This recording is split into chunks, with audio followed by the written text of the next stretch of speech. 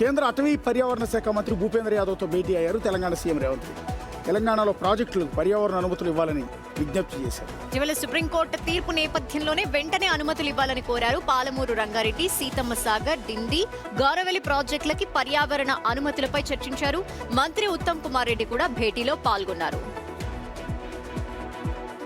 CM Delhi వెళ్ళటం బహుశా ఈ మధ్య కాలంలో చాలా సార్లు వెళ్ళారు, అనేక సార్లు వెళ్తున్నారు. కేంద్ర మంత్రులు అపాయింట్మెంట్ లాస్ట్ వీకే వెళ్ళారు, విషయాల్లో మాట్లాడారు, మంత్రుల్ని కలిశారు. సో ఇప్పుడు కూడా వెళ్ళారు. అంటే రాష్ట్రానికి సంబంధించిన విషయాల్లో ఎన్నిసార్లు అయినా ఢిల్లీ వెళ్తాను, ఎంతమందినైనా కలుస్తాను, రాష్ట్ర ప్రయోజనాలు ప్రజల అవసరాలే ముఖ్యం అని చెప్తున్నారు. కాబట్టి బేసిక్గా ఒక కాంగ్రెస్ పాలిత రాష్ట్రాల్లో, అంటే కాంగ్రెస్ ప్రభుత్వం అధికారంలో ఉన్న రాష్ట్రాల్లో ముఖ్యమంత్రులు ఎన్డీఏలో అంటే బీజేపీ ఆధ్వర్యంలో నడుస్తున్న ప్రభుత్వంలో ఉన్న మంత్రులు కలవడానికి పెద్దగా ఇంట్రెస్ట్ చూపించారు.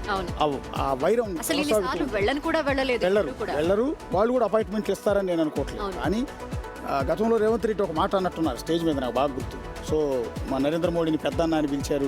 అదే క్రమంలో రాష్ట్రం డెవలప్ అవ్వాలంటే కేంద్ర ప్రభుత్వ సహకారం అవసరం. కేంద్ర రాష్ట్ర ప్రభుత్వాల మధ్య అనుబంధం అడ్మినిస్ట్రేషన్ పరంగా అలాగే ఉండాలి.